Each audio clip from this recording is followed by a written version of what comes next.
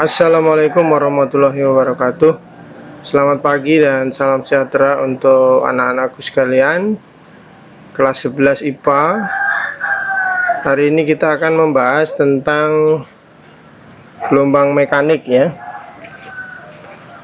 Baik, kita lanjutkan. Ini standar kompetensinya ya.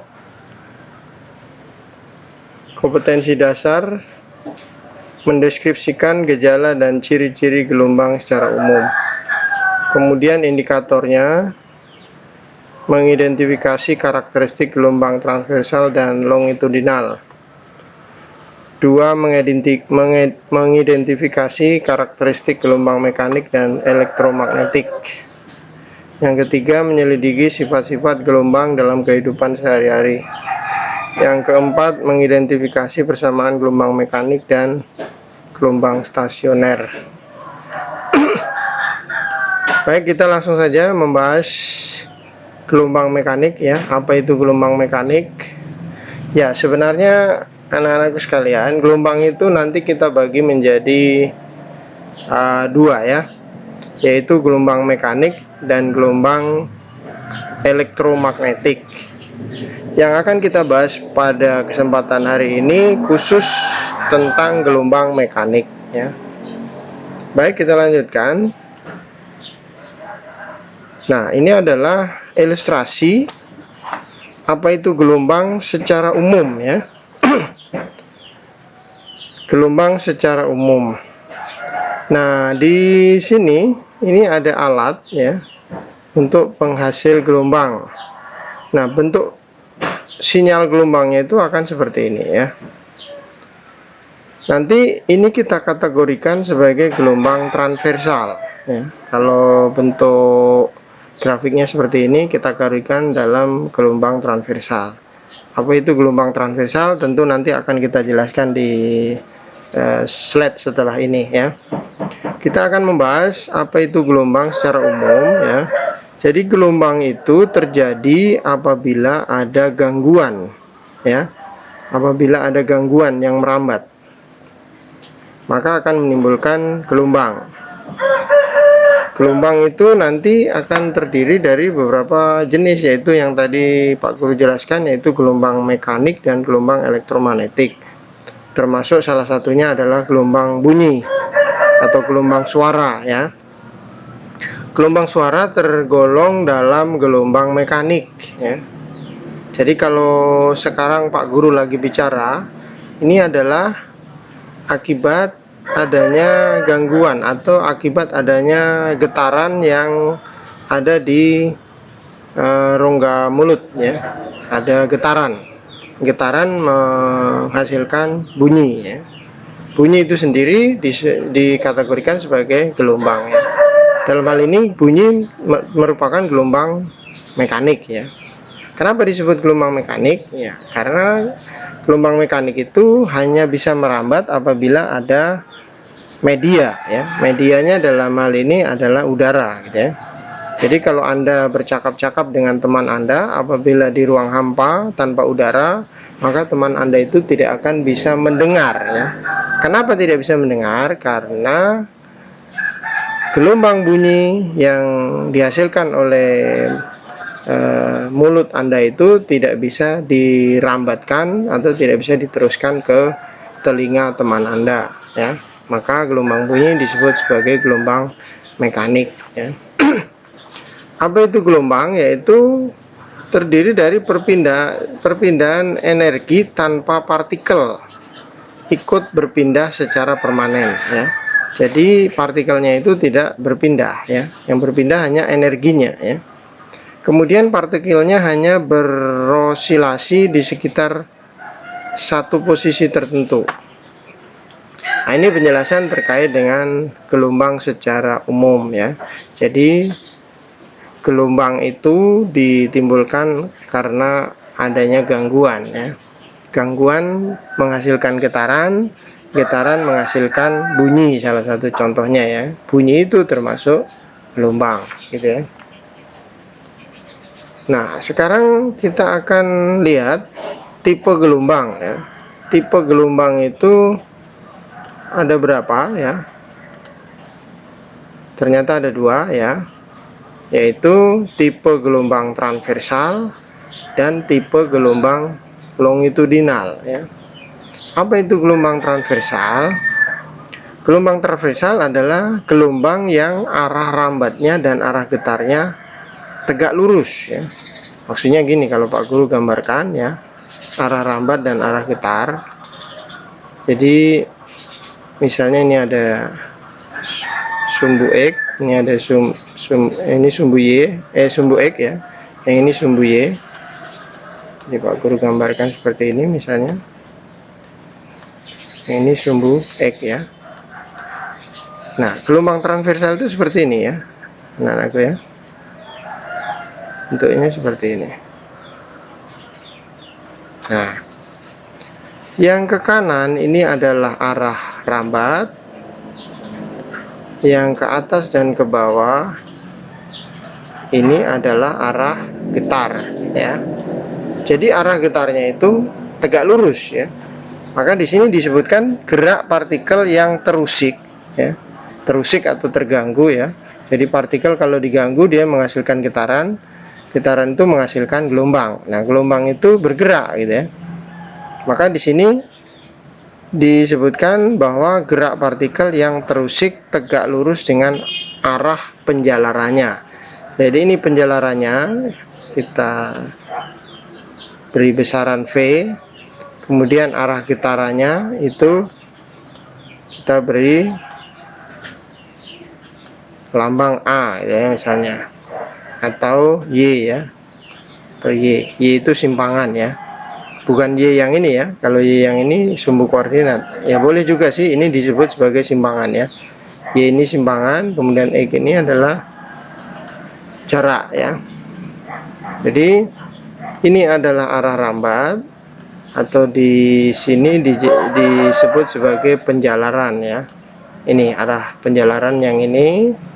Kemudian arah gerak partikel ini geraknya adalah ke atas ke bawah ini ya. Ini yang A ya. Itu disebut sebagai gelombang transversal. Sedangkan gelombang longitudinal itu bentuknya adalah seperti ini, berupa ini renggangan ya, kemudian ini berupa rapatan ya. Jadi berupa rapatan, renggangan, rapatan, renggangan, rapatan. Atau di sini dijelaskan sebagai gerak partikel yang terusik sejajar dengan arah penjalarannya. Jadi kalau Pak Guru gambarkan ya, jadi tadinya gelombang itu, kemudian di sini rapat ya, rapat, kemudian renggang lagi, kemudian rapat lagi gitu ya. Harusnya rapat ini ya. Nah, rapat, renggang lagi gitu ya. Jadi ini berupa rapatan, ini berupa renggangan ya. Jadi arah getarannya itu ke kanan, arah rambatannya juga ke kanan. Sehingga di sini dijelaskan bahwa gerak partikel yang terusik sejajar. Sejajar itu artinya ini ya, sama. Arahnya sama. Arahnya sama. Maka disebut sebagai, di sini disebut sebagai sejajar ya. Jadi arah rambatan dan arah getarnya itu searah atau sejajar dalam pengertian di sini ya, sejajar. Jadi ini ya berupa rapatan, renggangan, rapatan, renggangan. Jadi anak-anak bisa bedakan ya antara gerak transversal dan gelombang transversal dan gelombang longitudinal. Jadi tadi gelombang transversal itu adalah arah rambatan dan arah getarannya tegak lurus ya. Sementara gelombang transversal itu arah rambatan dan arah getarannya berimpit atau searah ya. Nih ya. Ini perbedaan antara gelombang transversal dan gelombang longitudinal. Baik, kita lanjutkan. Nah, ini adalah contoh-contoh dari dua tipe gelombang tadi ya, atau dua jenis gelombang tadi. Di awal Pak Guru sudah jelaskan bahwa gelombang itu berdasarkan mediumnya ya. Jadi berdasarkan mediumnya, medium ya, medium. Gelombang berdasarkan mediumnya itu kita dibagi menjadi dua ya. Apa itu medium? Medium adalah media ya.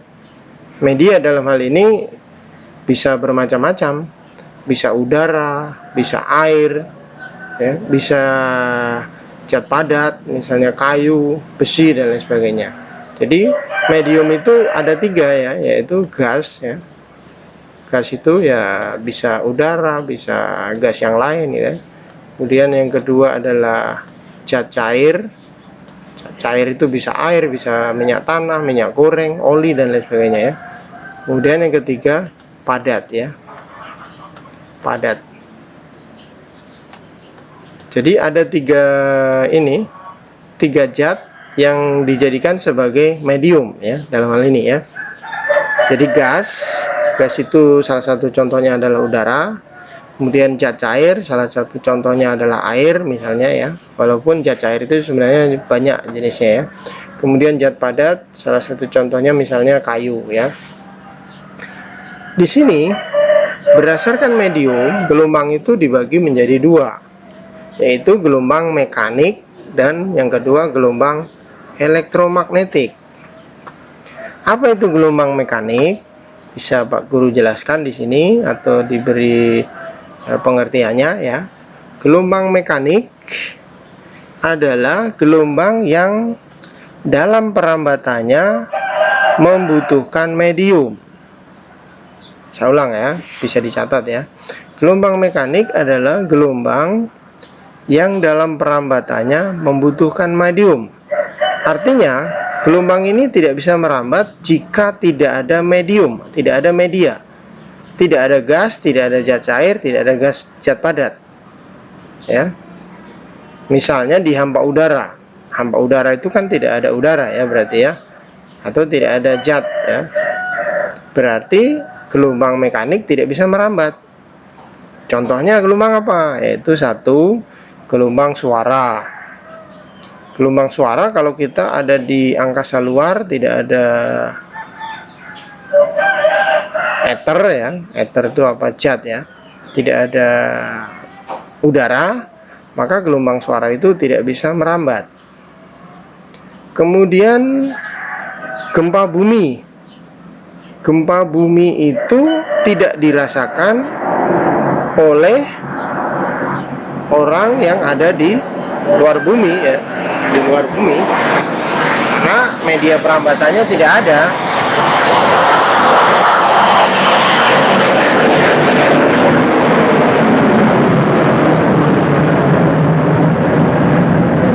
Baik, kita lanjutkan. Ada pesawat tadi lewat ya.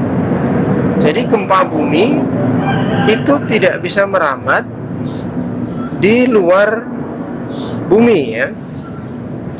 Gempa bumi misalnya ada gempa di Papua, misalnya ada gempa di Papua, lalu kita berada di luar bumi, misalnya kita ada di planet lain, maka kita tidak akan merasakan guncangan dari gempa tersebut. Kenapa? Karena kita di luar bumi dan tidak ada zat perantara untuk meneruskan getaran ke tempat kita berada.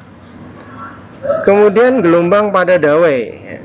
Dawai itu misalnya tali ya, tali yang diikat ujung dengan ujung, kemudian digetarkan di ini ya, misalnya ini. Ini ada tali, kita ikat. Ini talinya. Kemudian ini kita getarkan. Kita getarkan ke atas ke bawah gitu ya, maka nanti akan muncul gelombang seperti ini ya, gelombang. Nah, gelombang seperti ini, gelombang dawai atau gelombang pada tali boleh berarti ya. Nah, gelombang ini merambat di mana? Ya medianya tali itu ya. Tali itu sebagai media atau medium, sehingga gelombang itu merambat pada tali. Jadi ini adalah gelombang mekanik. Jadi Pak Guru ulang lagi, gelombang mekanik adalah gelombang yang dalam perambatannya membutuhkan medium. Artinya jika tidak ada medium, gelombang ini tidak bisa merambat. Lalu kita beranjak ke gelombang elektromagnetik ya. Apa itu gelombang elektromagnetik? Pak Guru bisa jelaskan sini bahwa gelombang elektromagnetik adalah kebalikan dari yang mekanik tadi ya. Gelombang yang dalam perambatannya tidak membutuhkan medium ya. Gelombang elektromagnetik adalah gelombang yang dalam perambatannya tidak membutuhkan medium. Jadi walaupun tidak ada media, walaupun tidak ada 3 zat ini, gelombang elektromagnetik tetap masih bisa merambat ya. Masih bisa merambat. Contohnya adalah satu, cahaya ya. Jadi cahaya matahari contohnya ya, itu dari tempat yang sangat jauh, di mana antara matahari dan bumi itu ada daerah di mana di situ hampa udara ya. Tidak ada zat ya. Tidak ada ether atau tidak ada zat. Tapi cahaya matahari ini masih tembus, masih bisa sampai ke bumi ya. Kenapa? Karena cahaya matahari itu tidak membutuhkan medium. Jadi cahaya itu termasuk gelombang elektromagnetik. Kemudian sinar ya. Apa perbedaan cahaya dengan sinar anak-anak ya? Kalau cahaya itu cenderung lebih luas, sementara sinar itu diarahkan ya. Sinar itu lebih terpola. Kalau cahaya itu luas ya, luas, bisa menyinari area yang sangat luas. Tapi kalau sinar itu cenderung diarahkan. Contohnya adalah sinar X. Di sinar X itu dipola menuju ke satu arah tertentu ya. Jadi ada sinar X, sinar alfa, sinar gamma, sinar ultraviolet ya. Ini termasuk gelombang elektromagnetik ya. Jadi gelombang-gelombang ini tidak membutuhkan medium untuk merambat ya. Kemudian selanjutnya adalah gelombang radio ya. Gelombang radio itu juga termasuk gelombang elektromagnetik. Gelombang radio itu nanti kita bagi menjadi beberapa frekuensi ya. Misalnya ini ya, kalau anak-anak bisa perhatikan ya, ada gelombang namanya FM ya. FM itu singkatan dari frekuensi modulasi. Jadi frekuensinya yang dimodulasi ya. Ini gelombang radio. Jadi kalau anak-anak mendengarkan radio pada frekuensi band FM ya, itu FM itu artinya frekuensi modulasi. Kemudian ada gelombang radio yang namanya SW. Apa itu SW? SW itu singkatan dari short wave. Short itu pendek, wave itu gelombang ya. Jadi gelombang pendek. Frekuensinya nanti bisa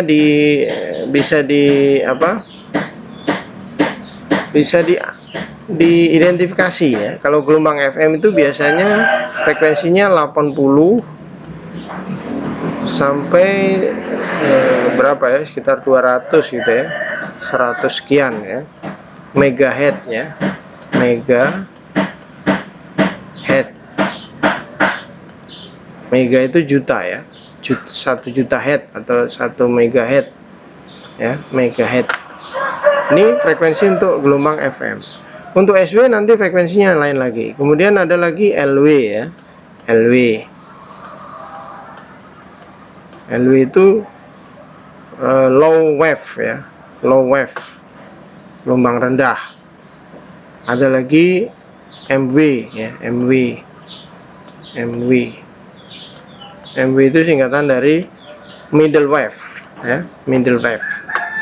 Nanti ada lagi gelombang TV ya. Gelombang TV juga termasuk gelombang elektromagnetik. Gelombang TV itu nanti ada apa itu? UHF itu singkatan dari ultra high frequency. Ini UHF ya, gelombang TV ini ya. Kemudian ada VHF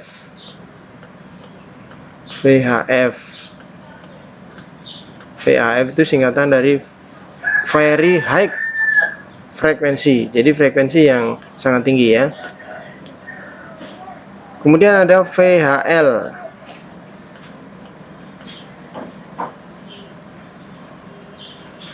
Ya, sorry ya. Jadi ada UHF dan ada VHF ya. VHF itu singkatan dari very high frekuensi. Nah, ini gelombang berdasarkan mediumnya ya. Kita bagi menjadi 2. Silakan diingat ya anak-anak. Kalau tidak bisa diingat, bisa dicatat ya. Baik, kita lanjutkan. Terkait dengan gelombang mekanik. Jadi kalau tadi gelombang berdasarkan mediumnya kita bagi menjadi 2, yang kita akan bahas pada kali ini lebih spesifik kepada gelombang mekanik ya. Nah, gelombang mekanik timbul jika ada usikan ya sebagai sumber ya.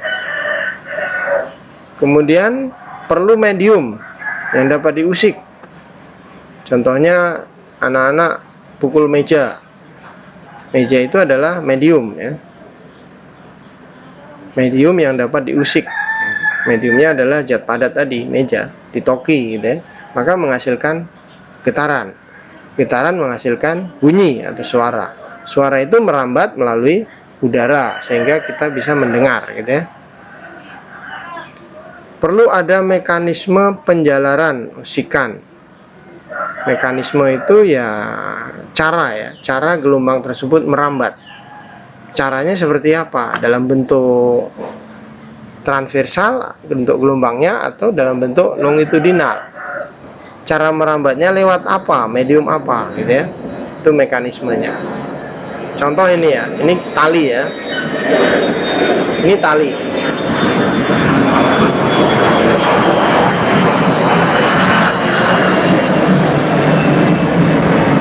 Bentar ya anak-anak, di sini banyak pesawat lewat ya. Baik, ini ada 1, 2, 3, 4. Ada 4 gambar yang menunjukkan gelombang yang terjadi pada tali ya. Jadi tali ini mula-mula lurus ya. Mula-mula lurus, ujungnya diikat di tiang atau di tembok atau di mana gitu ya. Diikat, lalu tangan kita memegang di ujung yang lain. Lalu tali ini kita hentakkan ke atas ya. Tali ini kita hentakkan ke atas. Ya. Tali ini kita hentakkan ke atas sana ya. Nah, kita hentakkan ke atas sehingga gelombangnya ke atas ini ya. Gelombangnya ke atas. Nah, gelombang ini dia akan berpindah ya dari sini menuju ke sini ya. Makin menjauh ini ya. Makin menjauh. Ini makin menjauh. Ini menunjukkan bahwa gelombang ini merambat ya. Gelombang ini merambat dari posisi yang tadinya di sini menjadi di sini ya. Ada jarak X gitu ya. Jadi ada jaraknya. Ada perpindahan gitu ya. Jadi gelombang ini merambat. Nah, kita lanjutkan. Nah, ini contohnya ya. Bentuk gelombangnya seperti ini. Ilustrasinya ya.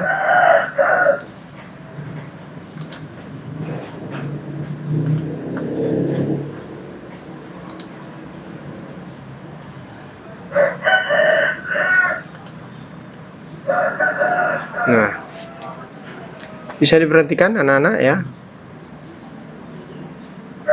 Nah, ini gelombang yang ini ujungnya diikat mati ya. Ini ujungnya diikat mati. Anda bedakan ya. Yang ini ujungnya dikasih longgar ya. Jadi ini ada tiang, ada tali kita ikat, ujungnya diikat mati. Sementara ini ujungnya diberi kebebasan untuk bergerak. Nah, gelombang itu merambat dari atas ya, dari atas merambat ke sini, kemudian dia mantul ke bawah ya. Dari atas dia mantul ke bawah. Dari atas dia kembali mantul lewat bawah. Sedangkan yang ujung bebas, perhatikan ya, ke atas.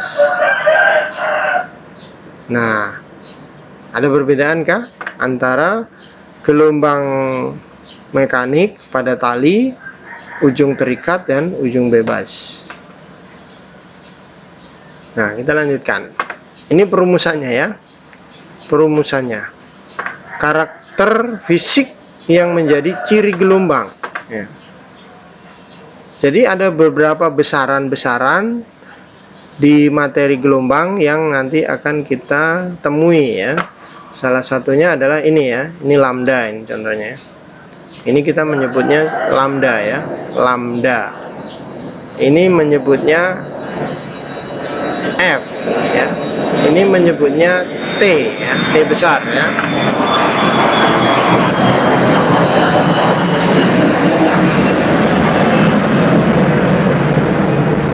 Ya.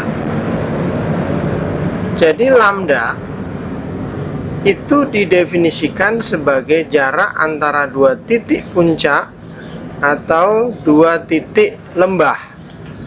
Panjang gelombang terdiri dari satu puncak dan satu lembah. Jadi panjang gelombang itu kalau Pak Guru gambarkan seperti ini ya. Satu panjang gelombang. Jadi terdiri dari satu puncak dan satu lembah. Ini namanya satu lambda ya, atau lambda. Apa itu lambda? Lambda adalah panjang gelombang ya. Ini adalah setengah lambda atau lambda per 2. Di sini nih ya. Ini adalah lambda per 2 atau setengah lambda. Setengah lambda itu adalah 180 derajat ya.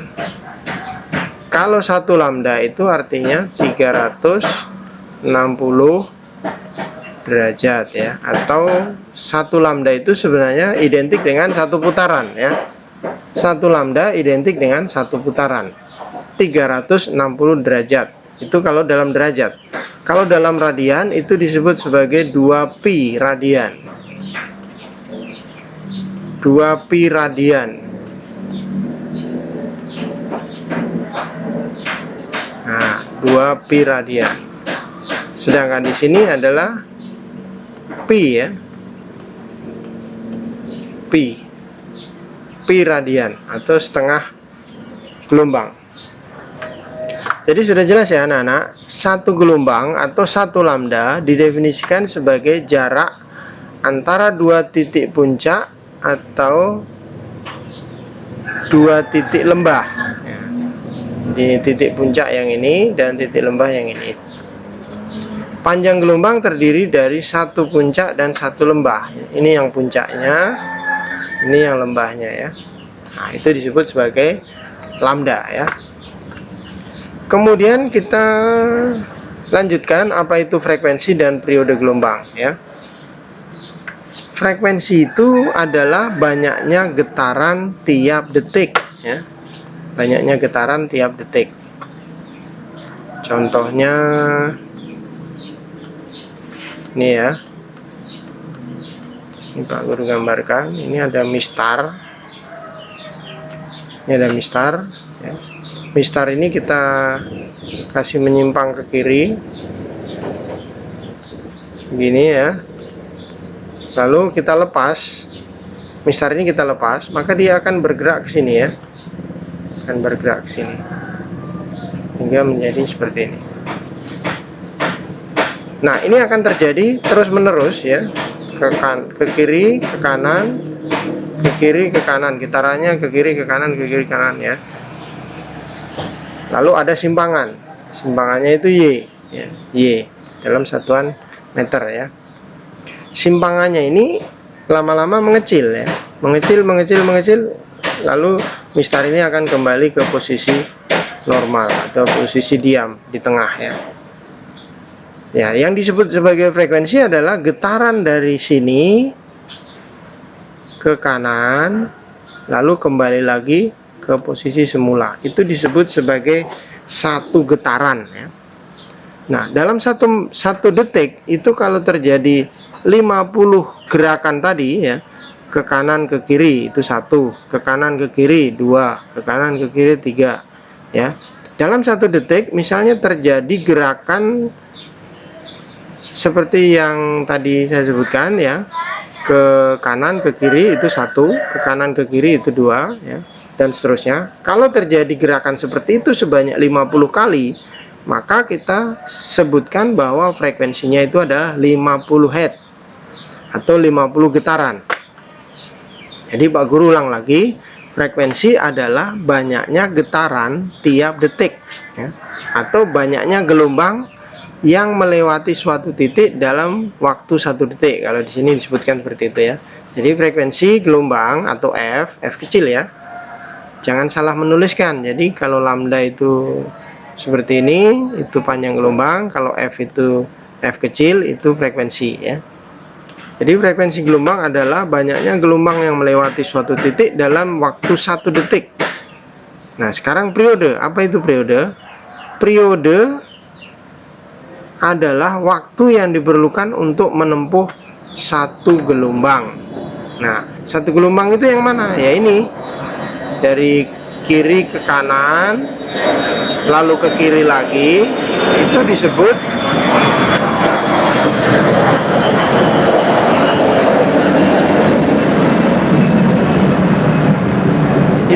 sebagai satu gelombang ya. Gerakan dari kiri ke kanan, lalu kembali ke kiri, kembali ke posisi semula, itu disebut sebagai satu gelombang. Nah, kalau gelombang yang ini, itu pergerakan dari sini, puncak, kembali lagi ke garis sumbu X ini, itu disebut sebagai satu gelombang. Nah, periode itu adalah waktu yang dibutuhkan gelombang untuk bergerak dari sini sampai di sini. Dia butuh waktu berapa?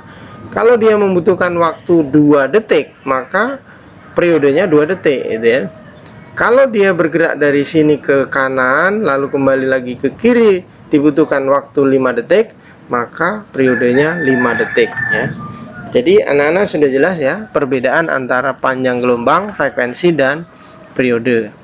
Frekuensi itu dilambangkan dengan huruf F kecil, periode dilambangkan dengan huruf T besar. Di mana kita bisa rumuskan bahwa frekuensi sama dengan 1 per T ya. F sama dengan 1 per T, atau frekuensi sama dengan 1 per periode. Atau kita bisa balik ya, periode sama dengan 1 per frekuensi.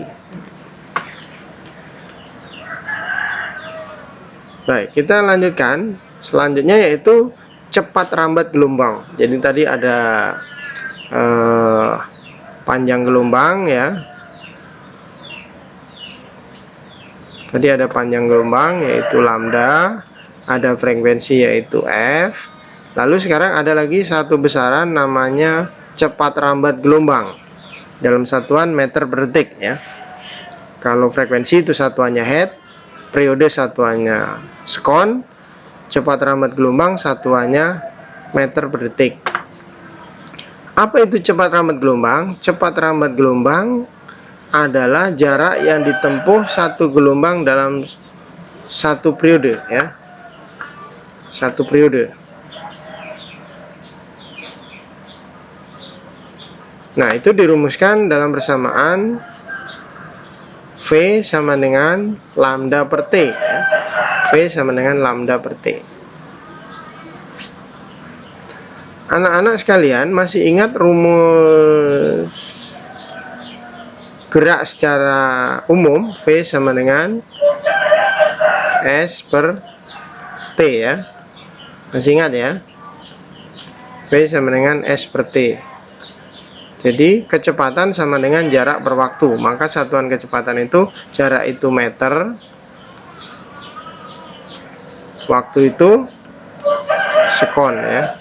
Maka kecepatan itu satuannya adalah meter per sekon ya. Kecepatan itu dilambangkan V ya. Masih ingat ya rumus ini ya. Nah, sekarang kita akan bawa ke sini ya. Jadi V sama dengan lambda per T. Lambda itu tidak lain adalah jarak ya. Tadi kan di sini panjang gelombang sudah dijelaskan sebagai jarak antara dua titik. Berarti rumus ini sebenarnya sama saja dengan rumus yang sebelumnya kita pelajari di gerak lurus ya, yaitu V sama dengan jarak per waktu. Cuman di sini untuk pembahasan gelombang kita sebutkan jaraknya itu adalah lambda gitu ya. Jarak ini ya, jarak antara dua titik puncak atau dua titik lembah. Ini kita lambangkan sebagai lambda ya. Jadi kecepatan adalah jarak per waktu. Atau dirumuskan V sama dengan lambda per T. Atau kalau kita rubah lambang pokoknya, V sama dengan, atau sorry, maksudnya ini ya, T-nya ini kita ganti menjadi 1 per F tadi ya. V sama dengan lambda per T, dimana T-nya kita ganti dengan yang ini. Maka V sama dengan lambda 1 per F. Sehingga menjadi V sama dengan lambda kali F. Ini adalah cepat rambat gelombang ya, cepat rambat gelombang dalam satuan meter per detik. Sedangkan lambda itu adalah panjang gelombang. Jadi persamaan ini kita bisa bolak-balik nanti ya. Misalnya kita mencari V, maka V sama dengan lambda per F. Misalnya kita mencari F, maka F sama dengan V per lambda. Misalnya kita mencari lambda atau panjang gelombang, maka V per F gitu ya. Oke anak-anak sekalian, untuk sementara pembelajaran kita Pak Guru akhiri sampai di sini. Kita akan lanjutkan lagi di pertemuan berikut, masih membahas tentang gelombang ya, khususnya gelombang mekanik. Demikian, terima kasih sudah mengikuti pembelajaran pada saat ini. Semoga bisa dipahami dan semoga bermanfaat.